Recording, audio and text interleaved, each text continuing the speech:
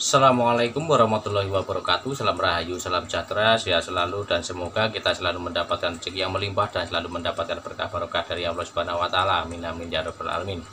Baik kawan-kawan, selamat datang dan selamat berjumpa kembali di Wandi Cukreng yang selalu mengajak sinau bareng. Dan untuk kali ini dalam rangka menjawab pertanyaan, ini ada beberapa pertanyaan dari kawan-kawan, tapi pertanyaannya itu berbeda-beda ya untuk pertanyaannya. Nanti saya jawab di video kali ini. Kali ini mau saya jawab di sini. Nanti saya campur saya jadikan satu di video ini.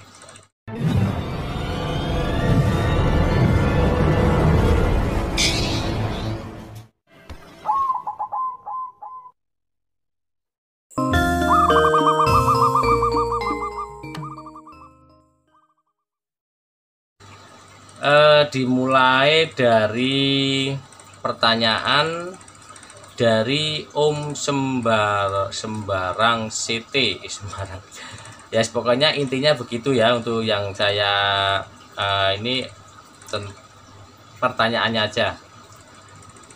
Mas, berapa jam baiknya burung perkutut dikerek Mas? Nah ini untuk pengerekan ya. Untuk pengerekan itu berapa jam?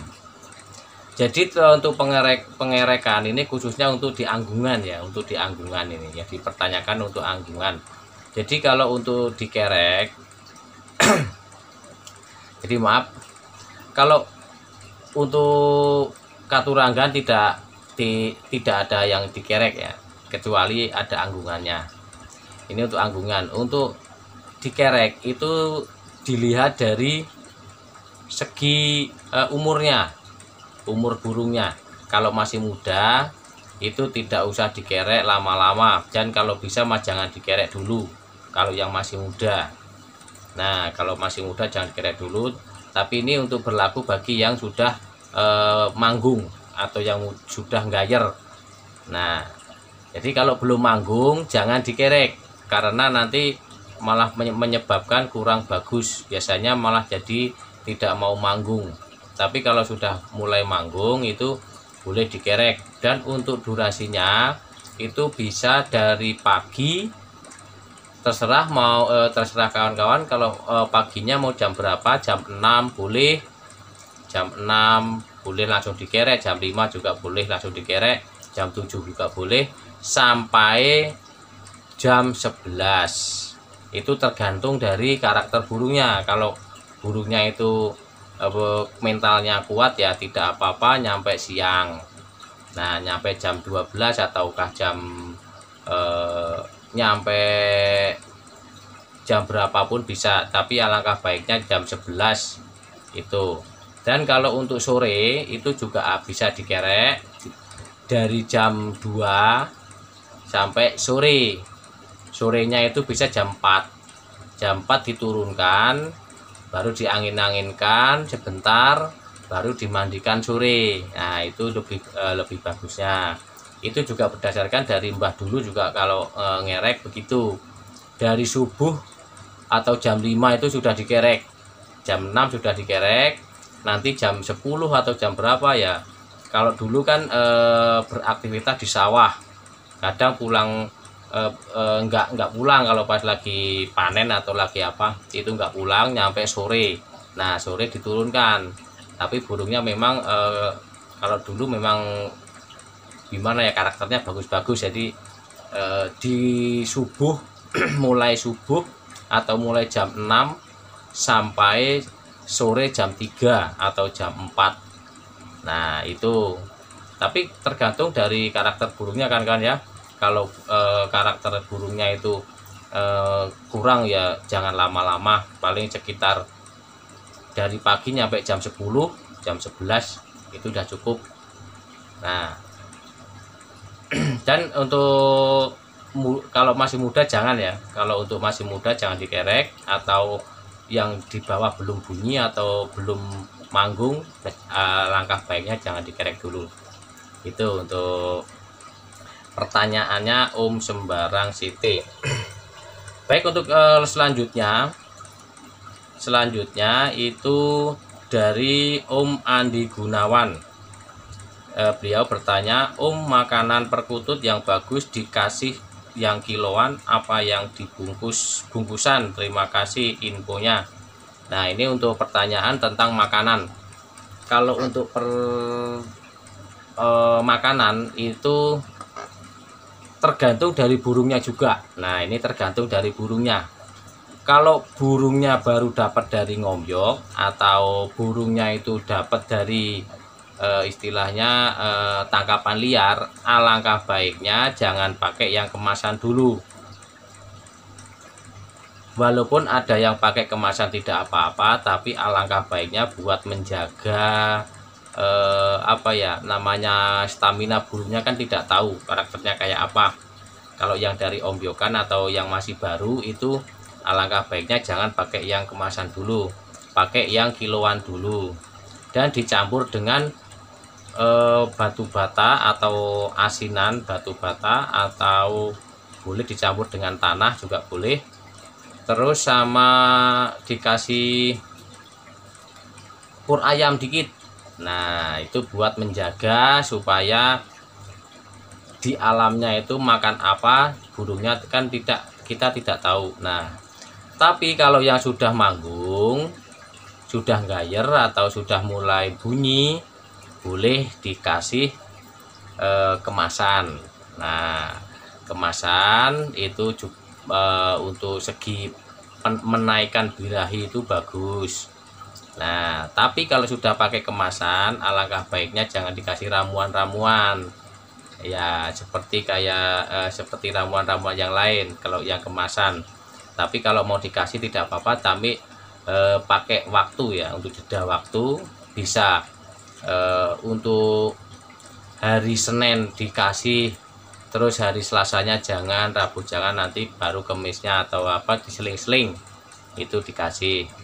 Jadi intinya untuk yang bagusnya itu tergantung dari burungnya. Kalau burung masih baru dari ngombyok, alangkah baiknya pakai yang kiloan saja dan dikasih asinan batu bata atau asinan dari apa aja yang berbentuk asinan. Nah, gitu. Tapi jangan asinan buah, nanti malah jadi keenakan.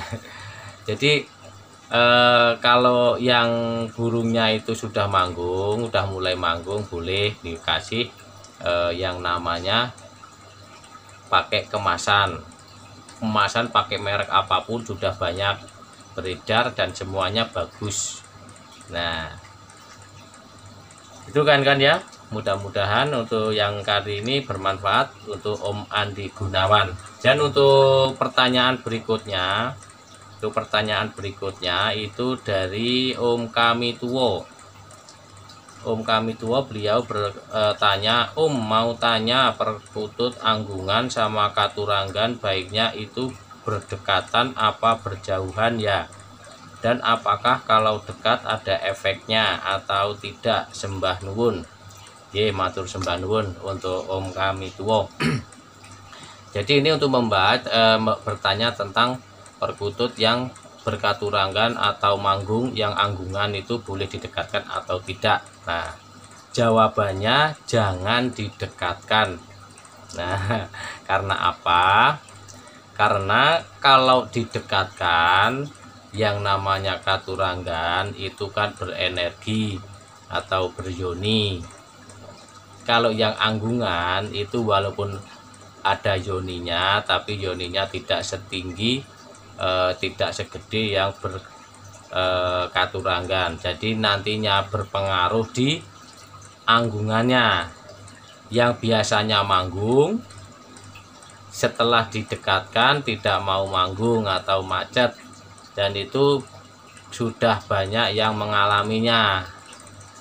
Burungnya itu manggung gayer bagus, setelah dapat katuranggan tidak sengaja dan tidak disadari itu didekatkan, atau bisa satu deretan tidak diselang atau tidak diselingin pakai burung lain. Nah, itu mengakibatkan kok macet. Ada yang bertanya begitu, kok macet burungnya setelah ini kenapa ya? Nah, setelah disuruh dipisah ternyata burungnya manggung lagi. yang biasanya ditaruh di belakang, ditaruh di depan, atau di mana yang dijauhkan. Itu untuk anggungannya itu berpengaruh, atau yang berkaturangan, atau ya berkaturangan sama anggungan kalau didekatkan itu berpengaruh atau tidak. Jawabannya berpengaruh. Alangkah baiknya jangan didekatkan, mungkin ditaruh di, kalau punya perkutut 5 atau 4 ya ditaruh di paling pinggir. Dan untuk pertanyaan berikutnya itu dari Om Nardi Penjawi. Om Nardi Penjawi, beliau bertanya, kalau supit rapat tapi lembek itu jantan atau betina, Kang? Nah, ini tentang jenis kelamin. Jenis kelamin perkutut itu kalau supit rapat tapi lembek itu jantan atau betina. Rapat tapi lembek, nah itu tergantung dari umurnya. Nah, jadi dari umurnya. Jadi diulang kembali, kalau lembeknya itu lembek dalam arti lembeknya panjang itu jantan. Rapat lembek tapi panjang itu jantan. Karena kenapa lembek? Karena umurnya masih muda. Nah, kalau sudah tua itu keras. Kalau yang dibilang itu betina itu tidak lembek tapi tumpul, tidak panjang runcing, tumpul dan renggang dari tulang dada dengan supit. Nah, bukan yang begini. Kalau yang begini itu satu burung itu kalau diraba bisa rapat bisa renggang, karena dari segi kesehatan atau segi untuk birahinya, segi emosionalnya ini bisa mempengaruhi dari tulang yang begini. Nah, dari ininya yang untuk membedakan itu yang dari tulang dada sama tulang supit. Itu kalau yang rapet walaupun renggang tapi rapet itu bisa jadi jantan. Terus yang dibilangnya lembek atau keras itu dari segi umurnya. Kalau lembek ya masih muda, kalau yang sudah tua biasanya agak keras. Oke, untuk pertanyaannya